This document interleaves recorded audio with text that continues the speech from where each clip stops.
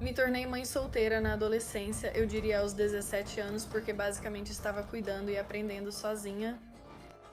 Após 2 anos e meio de relacionamento, estou sozinha novamente. Uma estrela do TikTok está no centro de uma investigação assustadora de assassinato por encomenda.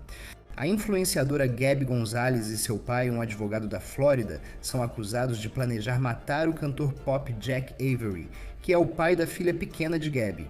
Segundo investigadores, o caso envolve pagamentos secretos, ligações encobertas e um suposto plano para sumir com o cantor da boy band. Este é o On The Case, apresentado pela Law and Crime. Sou Chris Stewart.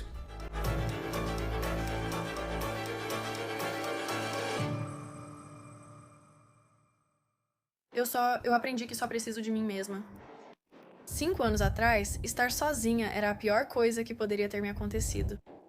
Agora, estar sozinha é a melhor coisa. Você talvez conheça a TikToker Gabby Gonzalez. Ela conquistou um grande público postando sobre maternidade, vida em família e momentos do dia a dia com sua filha. Mas agora Gabby Gonzalez e seu pai, Francisco Gonzalez, foram presos em um caso que, segundo a polícia, envolve uma suposta trama de assassinato por encomenda. E o alvo não era alguém aleatório. De acordo com os investigadores, o homem que eles supostamente queriam morto era Jack Avery, ex-integrante do Why Don't We e pai da filha de 7 anos de Gabby. Documentos da polícia dizem que Francisco Gonzalez, advogado na Flórida, supostamente afirmou a alguém que seria, abre aspas, mais barato se Jack Avery estivesse morto. E os investigadores dizem que o caso não parou apenas nas palavras. Essas acusações também remontam a cerca de 5 anos atrás, em 2021. Com base em depoimentos, registros bancários e uma ligação secreta do FBI, autoridades acreditam que houve uma tentativa real de encomendar o assassinato de Jack Avery. Os detalhes desse caso são chocantes e vamos analisar toda a história com acusações surpreendentes. Primeiro, falaremos sobre Gabby Gonzalez e quem ela é. No TikTok, ela se apresenta como uma jovem mãe tentando entender a vida. Ela tem uma filha de 7 anos que teve quando tinha apenas 17 anos. Durante minha jornada como mulher, eu já usei praticamente todos os tipos de produtos para menstruação que existem, desde quando tive minha primeira menstruação, aos 13 anos até agora. Como uma adulta que já teve um filho, que já sofreu abortos espontâneos, que já perdeu um bebê no parto. Então, eu já experimentei toda a experiência de ser mulher. Free Blim me ajudou a ficar mais em sintonia com o meu corpo. Primeiro e segundo, os produtos para menstruação são absurdamente caros. Produtos menstruais deveriam ser facilmente acessíveis para todos que precisam. Eles não são, obviamente, e os preços continuam aumentando. E além disso, estão colocando produtos químicos em praticamente todos os produtos menstruais, até mesmo nos orgânicos. Escolhi não participar disso neste momento da minha vida. Ela fala abertamente sobre ser mulher, seu corpo e dificuldades, além de já ter comentado sobre ser mãe solteira na adolescência. Essa é a Gabi que os seguidores dela conhecem ou achavam que conheciam, mas de acordo com as autoridades havia outro lado nessa história. E, segundo relatos, tudo começa com uma batalha judicial feroz pela guarda da filha dela, cujo pai é Jack Avery. Agora, ele era integrante da boy band Why Don't We. Agora, de acordo com a declaração juramentada de prisão apresentado pelo Ministério Público do Condado de Los Angeles, havia, abre aspas, uma longa disputa judicial sobre guarda e visitas entre Gabi e Jack. E, de acordo com esse mesmo documento, o pai de Gabi, Francisco, ficou, abre aspas, profundamente envolvido. Testemunhas descreveram Francisco como muito envolvido na disputa pela guarda e hostil em relação a Avery. Uma testemunha disse aos investigadores que Francisco falou algo no sentido de que, abre aspas, seria mais barato se Avery estivesse morta. Essa testemunha teria descrito a família Gonzalez como, abre aspas, obcecada em obter a guarda total e excluir Avery da vida da criança dele. Antes de qualquer suposta conversa sobre assassinato, o relatório policial diz que Francisco fazia campanha contra Avery. Um detetive afirmou que mensagens entre Francisco e um investigador particular indicam Francisco supostamente orientando vigilância sobre Avery em Kauai, Havaí. Ele enviou fotos e detalhes de identificação, perguntando se Avery bebia, fumava, estava sozinho ou recebia ajuda, buscando algo que pudesse ser usado contra Avery no tribunal. Em outra comunicação analisada por agentes federais, Francisco teria discutido alegações de que Avery estava com Covid. Lembre-se, estamos em 2021 e ele disse que faria Avery ser preso caso aparecesse na visitação, tentando envolver um contato das forças de segurança. Investigadores também analisaram as comunicações do grupo da família. Em uma troca de mensagens de 22 de março de 2021, Francisco supostamente escreveu, abre aspas, "Ligue para a Barca, nunca é cedo demais." De acordo com a declaração juramentada, os investigadores consideraram isso significativo porque evidências posteriores mostraram que Gabi Gonzalez e um homem, cuja prisão ainda não podemos confirmar, estavam envolvidos. Neste caso, supostamente tentaram recrutar essa pessoa, que as autoridades identificam como alguém chamado Dustin Barca, para ameaçar Avery. Até o momento dessa gravação, não há confirmação de que Barca foi acusado neste caso, ou se será. Essas alegações são de 2021. Essa investigação já dura cerca de 5 anos. Mas durante todo esse tempo, Gabi continuou postando no TikTok como se nada estivesse acontecendo. Bom dia, pessoal! Entre o expresso Not Like Us e o experimento de tortura do 13º andar, meu cérebro está em outra, só repete as mesmas letras. Não é esse o objetivo? Não é essa a lavagem cerebral? Está funcionando. Meu Deus, mas papai, eu amo ele. Ok, escuta. Nas primeiras vezes que eu ouvi essa música, parecia muito um hino gay. Eu não sei porque todo mundo se importa tanto sobre que garoto fala cada música. Eu não me importo. Acho que no fim das contas isso não importa. Mas essa música é um sucesso. Eu fico curtindo demais. Segundo o relatório policial, o suposto plano estava se intensificando. Uma testemunha disse aos investigadores que Gabi repetia que queria Jack Avery morto e cogitou contratar um matador de aluguel. Essa testemunha afirmou que Gabi e outra pessoa conversaram sobre usar a Dark Web e pagar em Bitcoin. E a testemunha disse aos investigadores, abre aspas, Francisco Gonzalez era a fonte do dinheiro. A testemunha também afirmou que o assassinato planejado foi discutido para acontecer em Los Angeles e, abre aspas, ser feito para parecer um acidente de carro. Outra testemunha disse aos investigadores que Gabi afirmou que o suposto matador de aluguel havia sido pago para matar Avery e que Francisco pagou aproximadamente $10.000 pelo serviço. Depois vem os registros financeiros do caso, que são enormes. Segundo declaração juramentada, em 26 de abril de 2021, Francisco Gonzalez pagou $10.000 ao suposto matador de aluguel pelo aplicativo Square. Os registros mostram o dinheiro caindo na conta do suposto matador de aluguel. Depois, o suposto matador transferiu 2 valores de $5.000 cada para sua conta de criptomoedas Gemini em 4 e 6 de maio de 2021. No mês seguinte, em 5 de junho, o suposto matador de aluguel teria enviado a Francisco uma fatura de $4.000 por meio de seu negócio, segundo a polícia. A polícia diz que Francisco depois pagou o valor registrado nos extratos bancários de Francisco obtidos por intimação. Esse suposto matador de aluguel afirmou aos investigadores que não fez nenhum serviço de desenvolvimento web e achava que a fatura era apenas uma fachada. Segundo o relatório policial, o suposto matador de aluguel disse na investigação que Francisco lhe enviou dinheiro sob o pretexto de pagamentos por desenvolvimento web, sem que houvesse trabalho real. O suposto matador de aluguel afirmou que se comunicava com Francisco por mensagens e ligações criptografadas no Signal. Mas a evidência mais direta, ao que parece, veio de um agente federal disfarçado de assassino. Agentes federais dizem que analisaram uma comunicação entre o suposto matador de aluguel e alguém listado como Fran G em um número de telefone vinculado a Francisco. Supostamente, nessa comunicação, Fran G enviou a palavra-código Bull Run, seguida por uma chamada de áudio não atendida.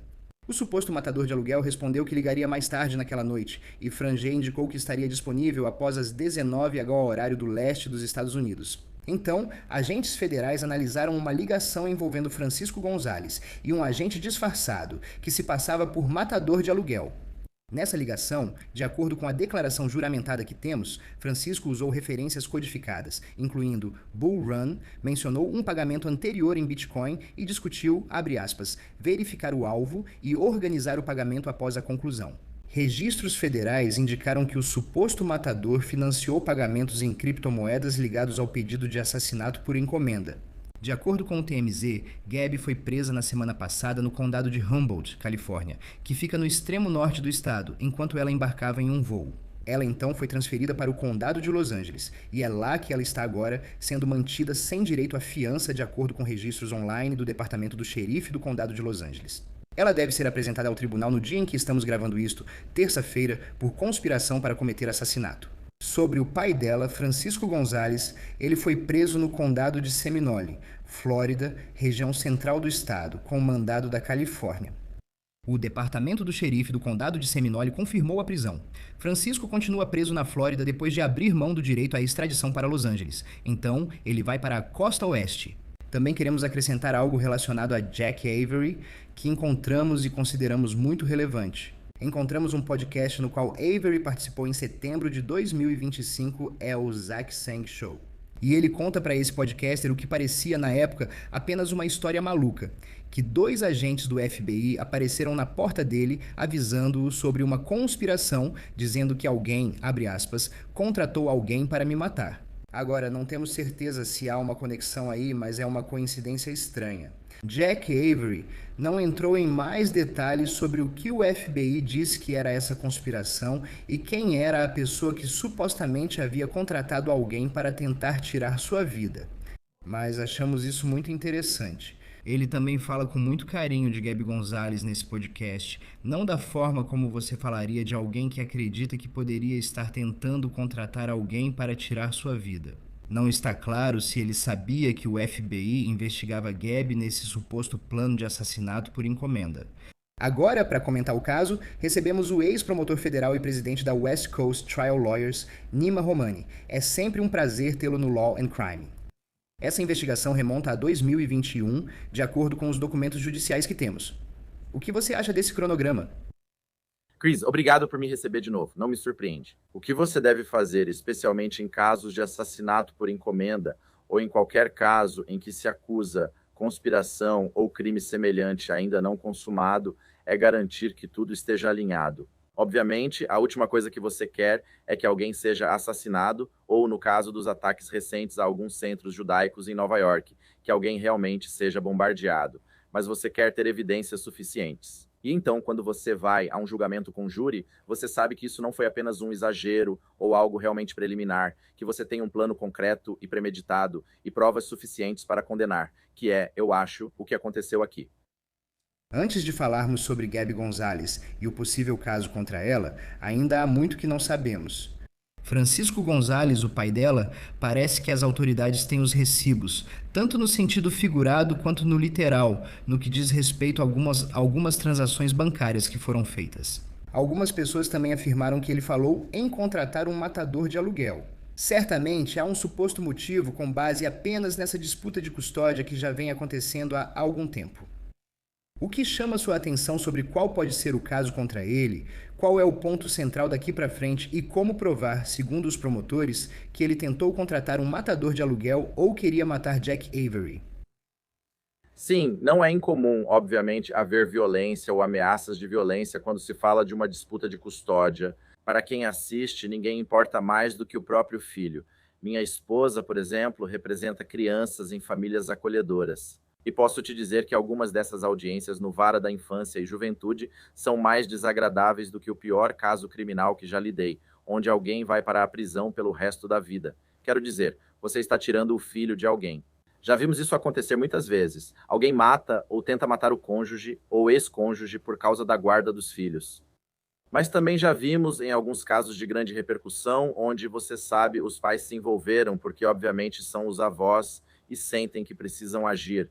Provavelmente o caso de Dan Markel, da Flórida, algo que cobrimos extensivamente aqui no Law and Crime, foi provavelmente o exemplo mais recente e infame disso, mas não é incomum que os avós ou os pais do cônjuge também estejam envolvidos, que é o que estamos vendo aqui. É interessante porque uma das pessoas supostamente envolvidas, você sabe, que teriam sido contratadas como matador de aluguel ou alguém que queriam contratar nesse caso, eles falam sobre $10.000, acho que é isso que foram pagos, aproximadamente $10.000 por esse suposto assassinato. E aí você tem uma testemunha que diz que esse dinheiro era para algum tipo de trabalho de desenvolvimento web que nunca foi feito. Quando você está montando um caso como esse, o fato de você conseguir provar, como promotor, que, olha, o dinheiro foi para esse lugar, mas não era para o que estava sendo alegado. Como isso se encaixa na história que você contará ao júri, se o caso chegar a esse ponto? Então, Chris, esses casos são montados de 3 formas, geralmente combinadas. Claro, grampos telefônicos. Se você tem as palavras do réu, isso ajuda, certo? Mensagens de texto e ligações gravadas. Depois, O melhor recurso é um agente infiltrado. Aqui temos um agente do FBI se passando por alguém que pode ajudar no assassinato. O terceiro, ainda útil, mas acho que não tão útil quanto os outros dois, são as testemunhas colaboradoras, porque você tem pessoas que podem, você sabe, ter motivação para mentir para se salvar. Às vezes eles têm histórico criminal e podem ser desacreditados no contra-interrogatório. Mas principalmente porque toda essa conduta realmente acontece a portas fechadas, essas são as 3 maneiras de construir esse tipo de caso. E para responder à sua primeira pergunta, provavelmente esse é o motivo de ter demorado tanto para chegar até você. O que ocorre ao longo do tempo? Porque, em 5 anos, se alguém está disposto a pagar para matar alguém, essa disputa de guarda aparentemente se arrastou por muito tempo. Tipo, o que as autoridades estão fazendo para garantir que essa pessoa realmente não vá em frente com isso? Essa é mesmo a melhor pergunta, né? Já vimos outros casos em que as autoridades demoraram e havia um assassino ou potencial assassino à solta.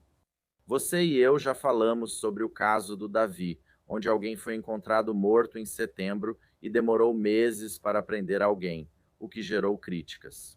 Reconheço que essa crítica é válida, queremos que as autoridades ajam corretamente. Mas se há alguém que é um potencial assassino por aí, sabe, e você permite que essa pessoa cometa um assassinato ou um assassinato por encomenda, quero dizer, isso é um grande problema para as autoridades. Por outro lado, a demora também pode ajudar a defesa. Permite que eles argumentem. Olha, eu estava realmente chateado. Isso foi no meio de uma audiência de guarda. Sabe, a gente estava só exagerando. Não havia nenhum plano real para matá-lo. Sabe, eu só disse algo como, espero que ele morra. E mal posso esperar para que alguém o mate.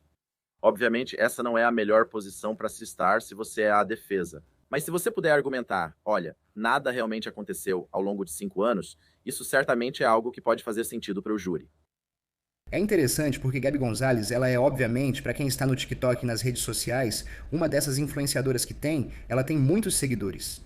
E nos documentos de prisão que temos relacionados ao pai dela, parece que estão alegando que ela fazia parte dessa conspiração, que ela queria o pai da filha dela morto e estava concordando com isso.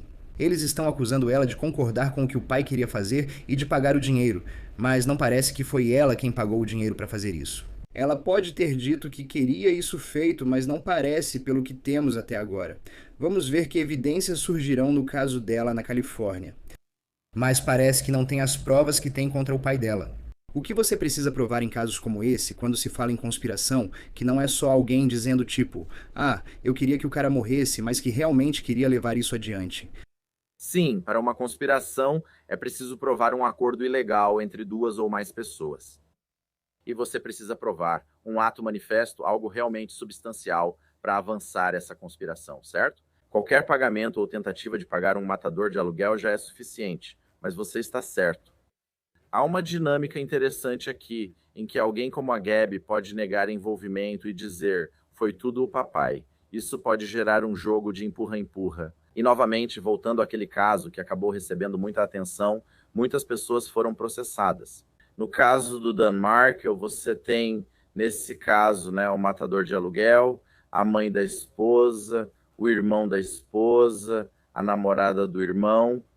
Todos foram processados nesse caso, exceto a esposa, que realmente tinha mais a ganhar com, você sabe, o pai estando morto em uma disputa de custódia. É possível que alguns membros da família dessem as ordens e fossem cúmplices, sem que Gabi soubesse. Sabe, então vai ser fascinante. Meio que apresentar uma frente unida aqui e dizer que não houve conspiração, que isso foi exagero, nenhum ato concreto. Defender isso como uma frente unida. Ou será que Gabi meio que aponta o dedo para o pai dela, o que seria potencialmente, você sabe, obviamente algo que já vimos antes, mas certamente algo em que não haveria uma frente unida. E isso seria bastante prejudicial para o pai dela. Sabe, quero dizer, há tantas histórias sobre as quais conversamos em que você se pega pensando sobre um suspeito, tipo, como você chegou a esse ponto na sua vida em que gostaria de fazer isso, não importa qual seja o crime. Mas nos casos de assassinato por encomenda que eu vi, sempre parece que são tão difíceis de se concretizar. E é bom que eles não aconteçam com frequência, mas há tantas pessoas que sabem de uma conspiração e pessoas que poderiam potencialmente ir e falar com a polícia. Como neste documento que estamos analisando, há 2 ou 3 testemunhas. Em um deles, dizem que ele queria que parecesse um acidente de carro. Quero dizer, esses detalhes que surgem, e é como, se a polícia tem todas essas pessoas falando com eles, como promotor, quantas direções diferentes você pode seguir? Parece que não era um segredo tão grande para quem supostamente conversava com o FBI. Quero dizer, sem dúvida, né? Se você está conversando com um estranho sobre um assassinato e esse estranho acaba sendo um agente do FBI, você com certeza não é o criminoso mais inteligente do mundo. Mas você sabe, a gente já viu isso várias vezes, onde as pessoas fazem coisas estúpidas e acabam criando provas para se incriminar, né? Seja falando de um assassinato ou de uma execução para amigos ou pessoas próximas, todos podem ser testemunhas em potencial. Olha, e quando o FBI aparece, você sabe, as pessoas tendem a falar. E parece que foi isso que aconteceu aqui.